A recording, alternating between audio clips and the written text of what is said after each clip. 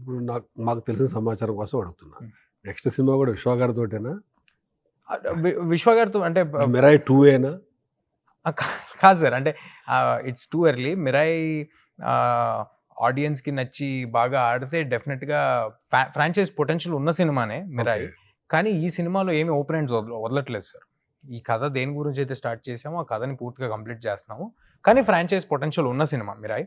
But విశ్వ గారితో వేరే ప్రాజెక్ట్స్ కూడా చేద్దామని డిస్కషన్ జరుగుతాను సార్. యాహ్! అంటే యాక్చువల్‌గా ఇలాంటి సినిమాలకి ఫ్రాంచైజ్ ఉంది కాబట్టి లాస్ట్‌లో సడెన్‌గా దాని కంటిన్యూషన్ లెంగ్త్ తీసుకుంటున్నారు. అవును. లైన్ తీసుకొని వదిలేస్తున్నారు అవును. కంటిన్యూషన్. అంటే కొన్నిసార్లు ఎత్తుకున్న కథను కూడా కంప్లీట్ చేయకుండా వదులుతున్నారు. సో, నా ఉద్దేశ్యం ఏంటంటే ఎత్తుకున్న కథను కంప్లీట్ చేసేస్తాం. ఎత్తుకున్న కథ మొత్తం అంతా కంప్లీట్ చేసేసి దాని తర్వాత ప్రాబబ్లీ ఏమైనా సర్ప్రైజ్ ఉంటే ఉండొచ్చు. అంతే. అంటే ఆయన 'కార్తికేయ 1' తర్వాత 'కార్తికేయ 2' చేశారు. అవును. ఆయన కూడా అది కూడా పాన్ ఇండియా లెవెల్‌లో హిట్ అండ్ గూఢచారి 1 తర్వాత గూఢచారి 2 చేస్తున్నారు. 2 అవును, చేస్తున్నారు. 2 చేస్తున్నారు. అంటే అట్లా దీనికి కూడా ఏమైనా ఫ్రాంచైజ్ ముందే థింక్ చేశారా అని అడుగుతున్నా. అంటే పొటెన్షియల్ ఉన్న సినిమానే సార్ ఇది.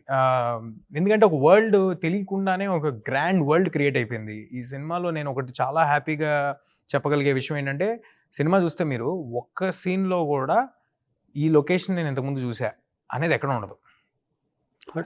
ట్రైలర్‌లో అనిపించింది ఇప్పుడు నాకు. అంటే నేను అందుకని ఫస్ట్ స్టార్టింగ్ దాంతో మొదలుపెట్టా. లొకేషన్ కాదు, గ్రాండియర్, ఫోటోగ్రాఫర్, సినిమాటోగ్రాఫరే డైరెక్టర్ అవడం వల్ల అది కనిపిస్తుందా ఏంటి అని అనిపించింది. అంటే నిజంగా కూడా మేము అలాగే చేసాం సార్. ఎతుక్కుని ప్రపంచంలో మూలలకెళ్ళి తీసుకొని వచ్చాం.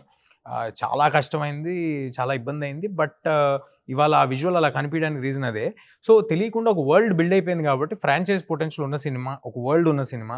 సినిమా డెఫినెట్‌గా ప్రేక్షకులకు నచ్చి దీనికి మేము అనుకున్న స్థాయిలో విజయాన్ని ఇస్తే మాత్రం కంటిన్యూ చేద్దామనే ఆలోచన అయితే ఉందండి. డెఫినెట్ అవుద్దని కూడా కోరుకుంటున్నాను. Thank you.